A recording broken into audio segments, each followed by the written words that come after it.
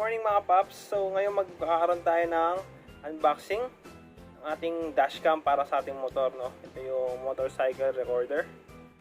Yan, nabili natin yan sa Lazada. So kung gusto niyo rin magkaganto, nalagay ko na lang sa link natin sa baba saan ko siya nabili at anong shop, no? So magagamit natin to sa pang-araw-araw na pagbiyahe sa daan. Malaking tulong to, lalo na kung nagkaroon tayo ng aksidente. At least meron tayong proof or solid evidence na magagamit at maipipresent sa investigador, no? So ito yung mga features niya, no? Meron siyang G-sensor, pwede siyang gamitin sa video, sa photo, recording, motion detect, tsaka cycle recording na rin siya. So may looping siya, no? Dali lang siya, hindi na natin iintindi yung capacity storage niya sa memory. Tsaka yun, video resolution HD, yan yung maganda sa mga dashcam natin. Display, so meron siyang LCD, saan natin makikita yung screen ng binibidyoan natin. Maximum memory 32 GB, so malaki na to kasi looping naman yung video natin.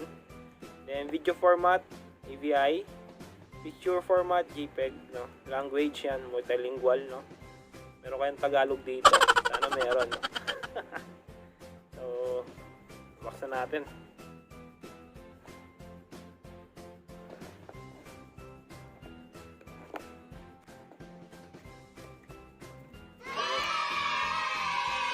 Ito yung LCD. Yan, LCD.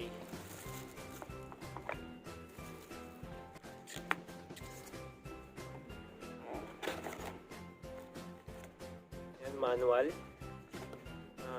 may English version at Chinese version. Naman natin yan ginagamit o binabasa. So ito yung front cam, yan. Then meron siyang adhesive na kasama.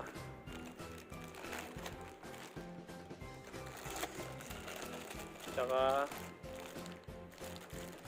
ito naman yung rear cam. Ayan.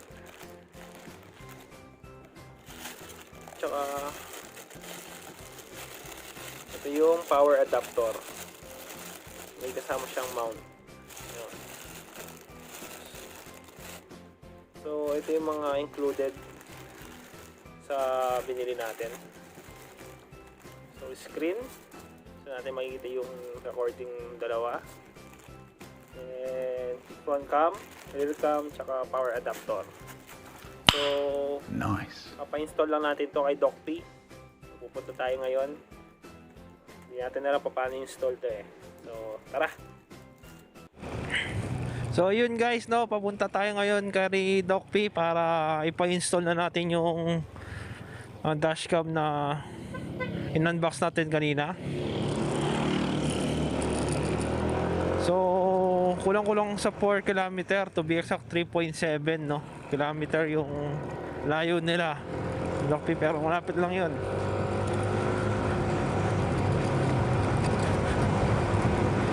So yan, no, magagamit natin sa pang-araw-araw yung dashcam na yun. Siyempre hindi naman natin maiwasan yung aksidente, pero wag naman sana. At least meron tayong proof or solid evidence na video, no, na na-capture yung nangyari. Nakakamiss mag-ride. Sana matapos na tong pandemyang ito para balik ride na tayo every weekend. Hindi tayo makapag-ride kasi halos lahat ng pwede puntahan or tourist spot is sarado pa para sa mga pampubliko. Ayan na. So ito yung shell sa Pulung Bulu. So tapat lang yan. Yun yung shop ni Doc P. Itong may pertua. Ayan. Dito na tayo. So ayan, no, Patiu motorcycle and accessories. Ayan. Ano, dami Daming ano, nakapila. Master!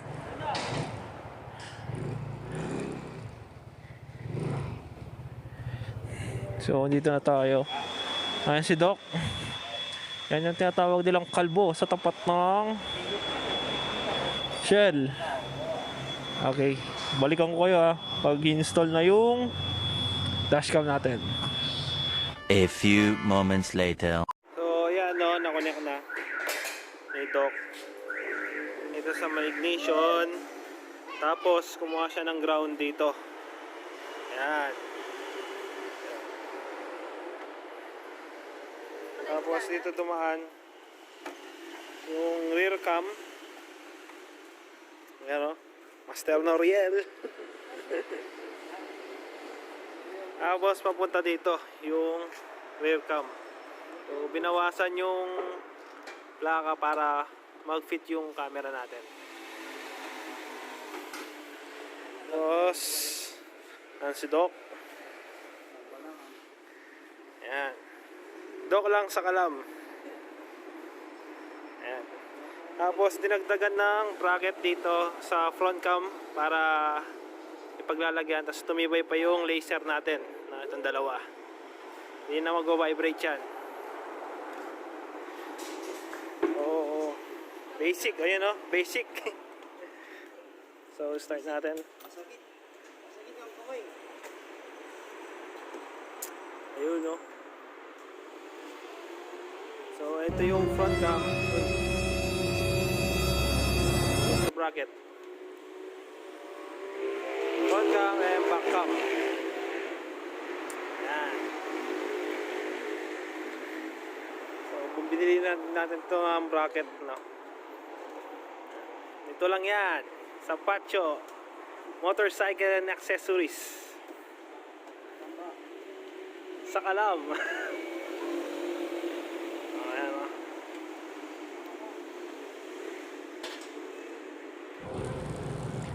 So yung mga paps, no, kahapon hindi na tayo nakapag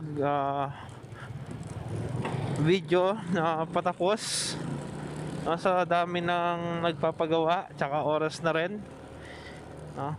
So yan, makikita nyo yung outcome nung pinagawa nating dashcam kay Doc P. Ayan, so quality, especially sa wiring, no, hindi makalat, organized, no. So sa mga taga-Angeles dyan or taga Pampanga, so message nyo lang si Doc P. Yan, sasagot naman yan. So thank you guys, thank you for watching, bye.